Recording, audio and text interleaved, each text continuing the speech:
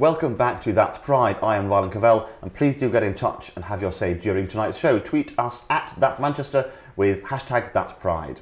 With me are can't even talk anymore. With me are the Managing Director and Star Director of Bourne, Paul Heaton and Grace O'Neill-Smith. I had a lovely time so far. Fabulous. Yes, wonderful, yes. thank you. You look terrified. Where's the Valium? No. Nice. Well, you of course are here from Bourne. Yes. A confidence consultancy is the way it's been branded, and I love that. Because so many people who would look at it and say, oh, it's just a makeover thing. But of course it's so much more than that, isn't it? I mean, you've got a whole series of very human steps you go through. Yes. So take us through, both of you, what happens. So when a client comes to you and wants you to work with them on finding themselves, essentially, how do you go about it? Well, obviously, we'd meet with our client, and then we sort of have like a consultation because we offer so many different things with Bourne. We kind of want to understand the person, get to know the person, build a relationship and a rapport with the person, and then kind of see how we can help them with the services that we offer at the moment. So that's kind of where it would start. But then obviously there's the whole process depending on what services they'd like to access.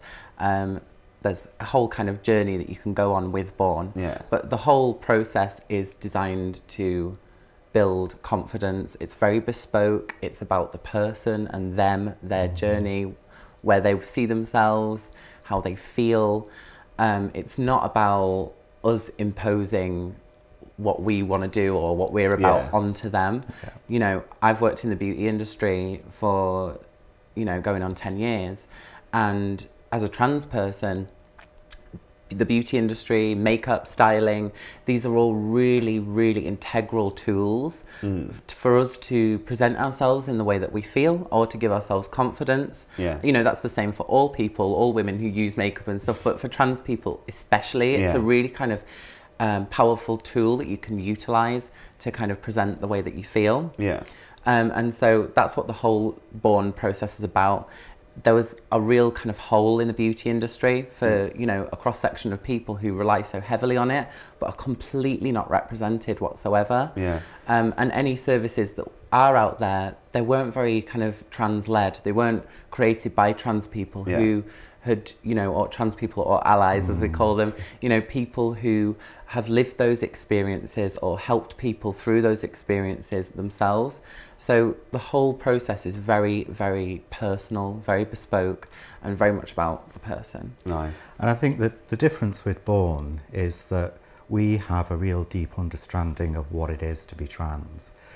And typically, and I'm sure Grace will agree with me, if you go into what they say is a trans-friendly high street store, their idea of being trans-friendly is not going out screaming and running when you walk through the door. It's, we'll be polite, and then we'll be over-polite, and then so the that can overcompensation. be, absolutely, that can be just as worse. You just want someone to be natural with you and just serve you as another human, not treat you as a special person. I was reading a few articles about this sort of thing, and some struggles that some people seem to have is, when you go into trying and make up for the first time, and you're quite inexperienced, you end up sort of making a mess, shall we say? It's like the most sort of general term I can use. And there's a lot of people sort of asking for help, that kind of thing, and having a more natural look rather than, right, I have things from a shop.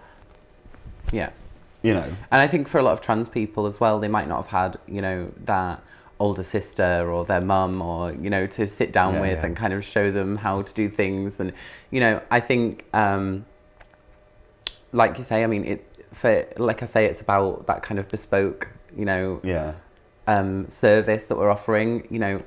Women come in all different shapes, sizes, packages, styles, whatever, your style is, that's what we're tapping into. It's using our expertise and our background in the fields to then help you to just be the person that you want to be. So it's not necessarily natural beauty, because, some women rock out fierce makeup and fierce clothes on a day-to-day basis. And if that's who you are and that's what you want to access and just your tap casual into, everyday punk. why not? Why not? It could be something natural. It could be something, like that, but at the same time, it's about tapping into the person and what they're about. So whatever your style is, it's about making it work for you. Because obviously makeup's only a small part of it as well. There's like fashion advice, personal shopping, and voice coaching as well, as I see. Yeah, we how, do. How does that work? We've got an absolutely fantastic lady that does our voice coach for us, Sue Addlestone. She works for the NHS and she's been coaching not only transgender people, but people that are shy, people that can't project a voice, and this is where the confidence training comes in as well. Right. Yeah. Because obviously, if you're not speaking in the way you would like to speak, that does affect your confidence. Yeah. And Or just speaking confidently, like yes, absolutely. some. Yeah, absolutely. And I think the reason why we've chosen to do not just the beauty side of things and the styling side of things, and focusing on building confidence, and in every way, every sense of the word, it's about, like Paul was saying, if you don't project your voice with confidence, it kind of draws attention to you. Do you know what I mean? And you can look like a victim. Do you know what I mean? And we want to empower these people. It's about empowerment, and whoever you are, however you feel, it's just about empowerment. And what we're saying is that not everybody has to have that service. Like, I've never had vocal training. I'm quite happy with my voice the way it is. I'm going to have a little bit of vocal training because I want to understand the process of it and understand how that service works. But it's a handy skill to have, isn't it? To be able to help with confidence and the way people address and speak. And it's crucial. It's how we all communicate. If you're worried about how you're going to... Yes, well, there is that. I'm still practicing. Yeah. I've not got that working yet either. So. It's the upgrade. Exactly, Borg. No, so personal shopping as well. So is this, yourselves that go around, or is it another part of the team as well? It's Grace and Grace's team. Yeah. So what we've done is, instead of just one of us doing everything, we kind of have sourced people who are specialists in their field. Nice. So we have obviously the vocal and confidence trainer. We have a lady who's going to be doing like beauty treatments, waxing, things like that, for people who maybe don't feel confident going to another salon. So you're in a trans environment and you can have those services. I do the styling side of it, so I do makeup, I also do hair and wigs, and I do the styling service as well. But we're in the process of growing and sourcing all the right people. I have a close friend called Nia, who also is a jewellery designer, and she does a lot of styling. She knows how to put stuff together and make it work on the body. So it's building a team and a network of people who can be accessed to be specialists in their field, and to be able to give that real kind of wealth of knowledge that's there. Amazing. I mean, you're not just based in Manchester though, are you? No, we've got people in Birmingham and also in London. So across the UK, people can get access to the services that they need. Yes, absolutely. Any plans to sort of spread a little further and... Well, it's early days yet. World domination is in our 10-year plan. 10-year plan, world domination. Where would you run the world from? Manchester, of course. Yeah, why not? This is where we started. If I can get like a big gold pyramid built in Manchester, then that's where we'll have the Born. Yeah, it has to be a Sphinx of you. Yeah, absolutely. That'd be amazing. Nice.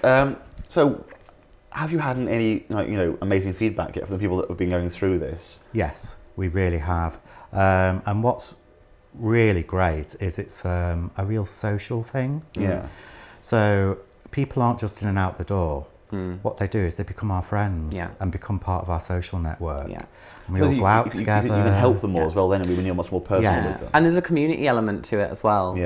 What the service that we're providing, it's not about hiding, it's about being proud of who you are. And we're in the process of finding a base for us in Manchester, like a salon space and a base for us to work from. And when we have that all set up, it is going to be like a community drop in for people, to just come, have a cup of coffee, get some advice, have a chat, that it's about, being visible and being proud of who we are. And that's what we want this to be, is a real, hub and a community space. Would you want that hub in Manchester's gay village, or would you consider anywhere really? I think for me, I would prefer it to be in the village, just because, for people who are maybe beginning out on their transitions, you know, Because it feels safe. you need a safe space where you feel like Yeah. you can confidently express yourself, and the gay village is a place that can happen. Yeah. And I think, you know, once people have built their confidence and they can, you know, feel more empowered in their everyday life, then it's a different situation. But I Yeah. think just because, you know, LGBT were in that umbrella, I think we should be there and be Yeah. visible within that as well. Nice. So, do you think there's a venue waiting for you out there? You know, have you got your eye on one? Well, We've seen a few, haven't we? Yeah. And we've got our eye on yeah, a couple. yeah. That Keeping we're, all your cards close to your chest. We We are are at the keeping moment. our Yeah. cards close to our chest, absolutely, yeah. Yeah. But because we've kind of been waiting to hear about a really special opportunity that we want to be part of, Yeah. 100%. So we're just kind of waiting to hear back from that. that's ideal. Bide our time until it's right, and then pounce. Great. Have you been working with Sparkle at all? Well, because we've only just established ourselves, really. We kind of weren't 100% where we wanted to be for last Sparkle, Oh, okay. but for 100% for next Sparkle Yeah, and we've next already Pride, had we're a gonna, meeting with yeah, them. it's already Met been with set You're up. going to be there. You're going to be in the parade. You're going to be there having a little stall. We're going to Come. take over. Yeah, basically. So what when it starts at Sparkle? Sparklers will become borners. Yeah, Oh, the Born. girls. Born girls. Yes. Oh, is that a No. deliberate reference for the Bond? Yes. Oh, nice. We're going to take a little break now. Yeah, we're gonna just going dive to paint away. everyone gold. Amazing stuff. Now, yes, we do need to take a small break, unfortunately. When we come back, we'll be continuing our discussion with Paul and Grace, so please don't go anywhere. We're going to have ourselves perhaps a little glass of wine. Oh. Cheeky one. Yeah.